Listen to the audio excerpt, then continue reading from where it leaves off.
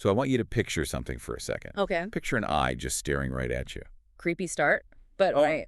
But the entire image of this eye is overlaid with this glowing green binary code. Like something straight out of a 90s cyber thriller movie. Exactly, like The Matrix or something. But let's actually bring that cinematic image right into your everyday reality for a second. Let's do it. Have you ever been sitting on your couch, maybe just relaxing after a really long day, and you look down at your phone only to see a highly suspicious text message? Oh, yeah. We all get those. Right? Like maybe it's a warning about a package delivery you never actually ordered. Or an urgent alert from a bank you don't even have an account with. Exactly. But have you ever actually stopped to wonder about the massive invisible machinery that is churning away behind that single, seemingly random message? It is a question we really all need to be asking ourselves right now. Yeah. Because that simple, annoying text message is very often just the tip of a massive global iceberg. And the deeper you look below the surface, the more complex that machinery becomes. Which is the perfect way to frame what we're getting into today. Yeah. Because for this deep dive, we are exploring a really highly detailed, incredibly eye-opening paper. It really is. It was published in February 2026 by the FATF. Now, for anyone listening who might not be super familiar with that acronym, the FATF is the Financial Action Task Force. Right. They are an independent, intergovernmental body, and you might actually recognize their distinct red and white logo if you follow global finance at all. It's pretty iconic in that world. It is. Yeah. And their entire purpose is to protect the global financial system. Yeah. So they set the international standards for fighting money laundering, terrorist financing, and proliferation financing. Which, just to clarify that last term for anyone wondering. Oh, yeah, please do. Proliferation financing essentially refers to the funding of the development or acquisition of weapons of mass destruction. Yeah, it is heavy, serious stuff. And policing all of this is just an incredibly daunting mandate when you look at how much the world has changed over the last few years. And that actually brings us directly to our mission for this deep dive today. Right. We are going to explore a really fascinating and honestly somewhat terrifying paradox that's highlighted in this source material.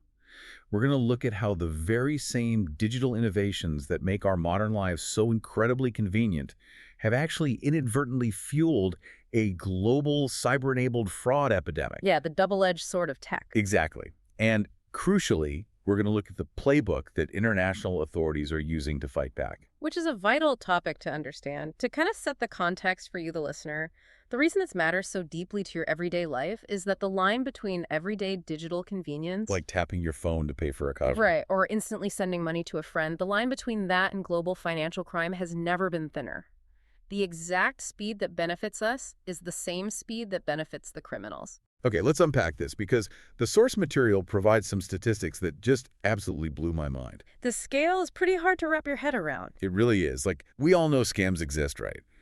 But the sheer scale of the threat outlined by the FATF is staggering. Yeah, that's 156 jurisdictions now explicitly identify fraud as a major money laundering risk. Which is a huge number. To put that in perspective, that is 90% of the jurisdictions they assessed. 90%. Yeah, it is essentially a universal global threat at this point. There's almost nowhere left untouched. And the localized numbers paint an even wilder picture. In the United Kingdom, fraud now accounts for more than 40% of all crimes. That's just wild. Think about that. Almost half of all crime in the UK is just fraud. And it's not just the UK. Right, in Singapore, they saw scam cases spike 61% in just a 2-year period. A 61% jump in 2 years is a massive acceleration. And the FATF also notes that some countries estimate up to 15% of their adult population has fallen victim to a successful cyber-enabled fraud attempt. 15% of adults. Yeah. And when you look at the financial toll in the U.S. alone, the losses reach tens of billions of dollars annually. It is just a massive drain on the global economy. What's fascinating here is the catalyst behind this explosive growth. Right. If we look at the timeline, this massive escalation didn't just happen in a vacuum. It was largely driven by the COVID-19 pandemic. Oh, of course. Think about what happened during that period. The entire world, out of sheer necessity, shifted online. Financial services, businesses, everyday communications, everything just had to expand swiftly into the digital environment. We basically digitized our entire lives overnight. We did. And while that was absolutely necessary for society to function during the lockdowns, it also caused the barriers to entry for fraudsters to completely plummet. How so? Well, suddenly you had a massive influx of new, sometimes inexperienced users conducting all of their financial lives online using brand new platforms. So a much bigger pool of potential targets. Exactly. And this allowed criminal actors to scale their operations globally in a way they simply couldn't before. They no longer needed physical proximity to their victims. They could sit on one side of the globe and empty a bank account on the other. Here's where it gets really interesting, and by interesting I mean incredibly concerning. Fair distinction. The FATF paper really dives into the actual technology making this all possible. We talk a lot on here about how digital innovations bring amazing financial inclusion and efficiency to the world, They do. but the fraudsters are weaponizing those exact same tools. The paper details how they are leveraging artificial intelligence, AI-enabled deepfakes, highly sophisticated phishing campaigns, and perfectly cloned fake websites. The sophistication of those tools is what really catches people off guard now. Yeah, it's so much better than it used to be. Exactly. It's not just a poorly spelled email from a so-called prince anymore. Right. It's a voice note that sounds exactly like your boss. Or a website that perfectly mirrors your actual banking portal down to the pixel. They are using these tools to perpetrate scams remotely and at a truly massive scale. It's scary stuff. And it doesn't even stop with just the deception phase. The financial infrastructure itself is being exploited. Okay, how so? Well, consider the increasing use of virtual assets like crypto, along with instant and cross-border payment channels. Okay. These have created a major vulnerability. Before these innovations, transferring stolen funds across the world took time. It took days to clear international wire. Right, it was a buffer. Exactly. But now the proceeds from a scam can vanish across borders in seconds long before authorities have any chance to detect the crime or intervene. Which brings us to perhaps the darkest part of this entire deep dive. Yeah. Who is actually behind the keyboard? I think a lot of us tend to picture a lone hacker in a dark hoodie sitting in a basement somewhere. The classic movie trope. Exactly. But the FATF paper paints a very different picture, doesn't it? It really does. If we connect this to the bigger picture, this isn't about lone wolves at all. Right. The source material outlines that these large-scale cyber-enabled fraud schemes are increasingly conducted or facilitated by transnational organized crime groups. Wow. Yeah, they're operating out of massive dedicated scam centers or organized I compounds. see, that completely changes the image in my head. Doesn't it? Yeah, I'm no longer picturing a teenager in a basement trying to guess a password. I should be picturing like a multi-story corporate office building where people are clocking in from 9 to 5 just to steal retirement funds. That is a much more accurate visualization, unfortunately. We are talking about highly structured corporate-level operations dedicated entirely to defrauding people around the world. It's so structured. And the human toll here goes so far beyond just the financial losses of the scam victims. This is a really chilling finding in the report that we definitely need to emphasize. Yes. These scam hubs actually converge with severe human rights abuses. The FATF explicitly points out that these criminal ecosystems are deeply intertwined with human trafficking and drug trafficking, right? Yes, it is a really dark convergence of illicit activities. The people who are actually executing the scams inside these compounds are very often victims of human trafficking themselves. That is just awful. They are lured with the promise of legitimate jobs, trapped in these compounds, and forced to carry out these crimes under threat of violence. That is horrific. And the paper also mentions they use what they call professional money laundering services to clean the money. Yes. It specifically mentions money mule networks and nominee accounts. Can you break down what those terms actually mean in practice for us? Gladly. So a money mule is someone who transfers or moves illegally acquired money on behalf of someone else. Okay. Sometimes they know they're working for criminals, but often they are completely duped into it. They might think they've landed a legitimate work-from-home job processing payments. I see. And a nominee account is similar. It's a bank account opened by one person, the nominee, but it's actually controlled by the criminal behind the scenes. So they just use these people as a shield. Exactly. Both methods are used to create this complex maze of transactions that makes the stolen money incredibly hard to trace back to the actual scam center. Which really brings us back to that suspicious text message we talked about at the very beginning. It does. When you understand the sheer scale of this, it becomes crucial to realize that the seemingly harmless, annoying spam text you receive might actually be the primary funding mechanism for incredibly dark, abusive global ecosystems. It's sobering. It completely changes how you view a simple phishing email. It absolutely elevates fraud from a simple nuisance or a personal financial loss to an urgent global security and human rights issue. So how on earth do international authorities combat a threat that moves across borders at the speed of light and is backed by transnational organized crime? It's a tall order. It feels almost impossible. But the FATF paper outlines a very specific playbook for fighting back, doesn't it?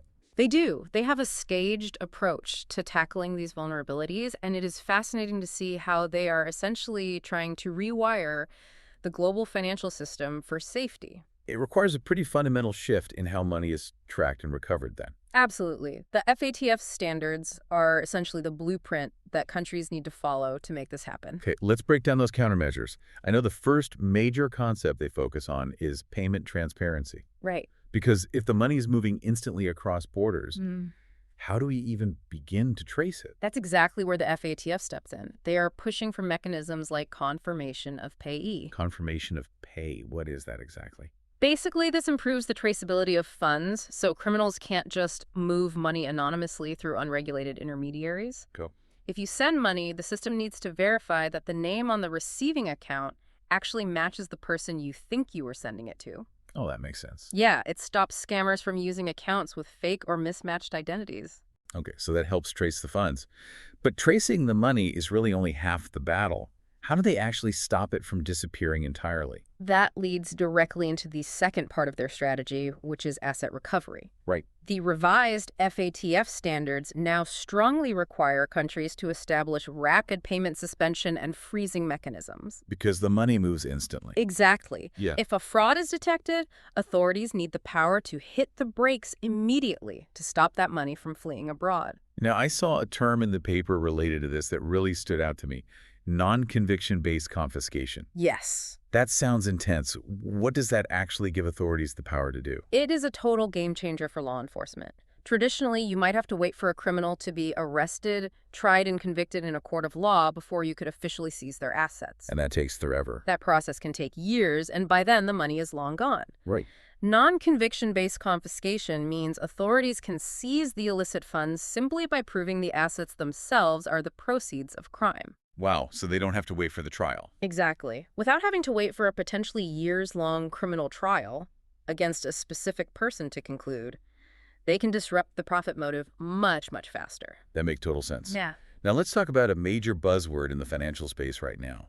Virtual assets. Ah, yes. We mentioned crypto earlier, and the FATF actually introduced global standards for virtual asset service providers, or VASPs, back in 2019. They did. This required cryptocurrency exchanges and similar platforms to implement anti-money laundering controls, including customer ID and transaction tracing. This raises an important question, though, and it's a gap the FATF highlights heavily in the paper. What's that? Having global standards is one thing, but enforcing them uniformly across the globe is another entirely. Criminals are incredibly adept at finding the path of least resistance. So they just look for the loopholes. Precisely. They exploit the gaps in how different countries implement these virtual asset rules. If one jurisdiction has strict rules and a neighboring country is lax and hasn't implemented the FATF standards, the transnational crime groups will simply route their stolen crypto through the lax jurisdiction. Like water finding a crack. Exactly. This is why the FATF is heavily emphasizing that global compliance is absolutely critical. A chain is only as strong as its weakest link. And speaking of weak links, professional fraud actors really love to use shell companies. Oh, definitely. The FATF highlights unmasking beneficial ownership as another crucial countermeasure here.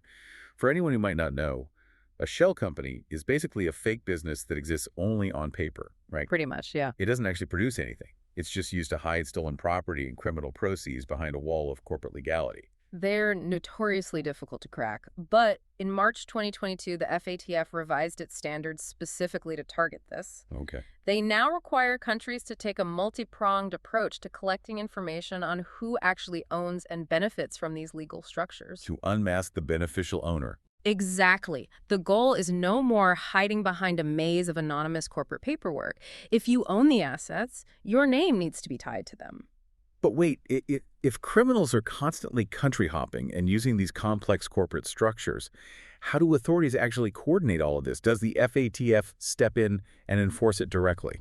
No, the FATF sets the standards, but none of these tools work in isolation. Okay. The report is very clear that domestic and international partnerships are the absolute lifeblood of this effort. So everyone has to talk to each other. Exactly. You need robust public-private partnerships, meaning banks actively sharing intelligence with law enforcement, and you need deep cross-border cooperation. Right. Information has to be shared rapidly.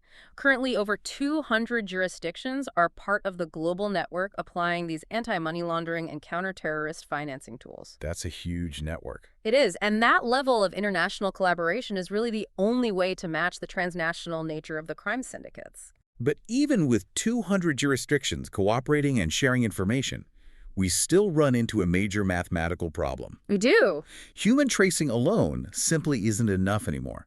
Not when you are dealing with the sheer massive scale of global daily transactions. No way. Which brings us to the final piece of the puzzle. How authorities and financial institutions are basically fighting tech with tech. Manual processes cannot possibly keep up with automated AI-driven fraud. Right. You have human beings trying to analyze millions of transactions a second. It's just impossible. You have to fight algorithms with algorithms. The FATF notes that financial intelligence units, or FIUs, along with major banks, are deploying advanced machine learning models right now. They are. They are feeding massive, incredibly complex transaction data sets into these models to detect fraud anomalies. They're basically looking for the needle in the haystack at lightning speed. They are essentially building complex risk scoring systems. These systems monitor payments in real time. If a transaction exhibits attributes that match known fraud patterns, and remember, the machine learning models are constantly updating these patterns, the system instantly flags it. What kind of attributes are they looking at? It might look at the speed of the transfer to the destination country, the age of the account, or even just the time of day. Oh, wow. Yeah, if the risk score hits a certain threshold, the system flags it as high risk before the money ever leaves the bank. I want the listener to think about this for a second.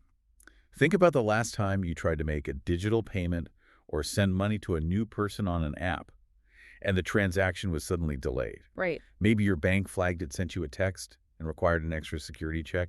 It can feel really annoying in the moment. You just want to buy your item or send your money. It is annoying. But that minor friction you experience is actually this exact machine learning defense system working in real time. It's the front line of the global defense system protecting your assets from these exact transnational crime groups we've been talking about. It is a perfect example of the real-world application of the FATF standards we just discussed. Yeah. That slight delay you experience is the rapid payment suspension mechanism in action. Right. It's triggered by a machine learning risk score, allowing the institution just enough time to verify the transaction before the funds vanish into a virtual asset exchange abroad. So what does this all mean? When we zoom out and look at all of this source material from the FATF, what is the grand takeaway from this deep dive? The summary is quite stark, but also incredibly hopeful, I think. Okay. Cyber-enabled fraud is no longer just a digital nuisance or a localized problem. It is a massive, highly organized transnational threat that touches virtually everyone on Earth. The scale is unprecedented. It really is. But the crucial takeaway is that the global financial system is not defenseless. Through the FATF toolkit, through rigorous global standard setting, and by deploying advanced machine learning technology, international authorities are actively turning the tide. They are building a coordinated global immune system against financial crime. It's an ongoing battle, but the good guys have a highly sophisticated playbook. They do. But it also leaves us with a final, rather provocative thought to ponder. All right. What is it? Well, we know, based on the FATF's findings, that criminal organizations are increasingly using AI and deepfakes to automate and perfect their attacks. Right. And we just discussed how banks and financial intelligence units are actively deploying machine learning and real-time risk scoring to detect and block those very same attacks. The classic fighting tech with tech scenario. Precisely. But what happens when this dynamic fully evolves into a completely automated arms race? Oh, man. Imagine a near future where two highly advanced algorithms are fighting each other in real time, completely independent of human intervention. Just machines fighting machines. Yeah. The criminal AI is constantly mutating its tactics to bypass the bank's machine learning, and the bank's machine learning is constantly rewriting its rules to catch the mutations. Ultimately, will the safety of the entire global financial system simply come down to who happens to have the better AI at any given millisecond? Wow, that is a lot to think about. Just an invisible algorithmic war happening beneath the surface of every single digital transaction we make. Exactly. Well, that is all the time we have for our analysis today. Thank you so for joining us on this deep dive into the FATF's findings on cyber-enabled fraud. It is a complex, rapidly evolving landscape, but understanding the hidden mechanisms at play is really the first step in protecting yourself. Stay curious out there and definitely stay safe online. We will catch you on the next one.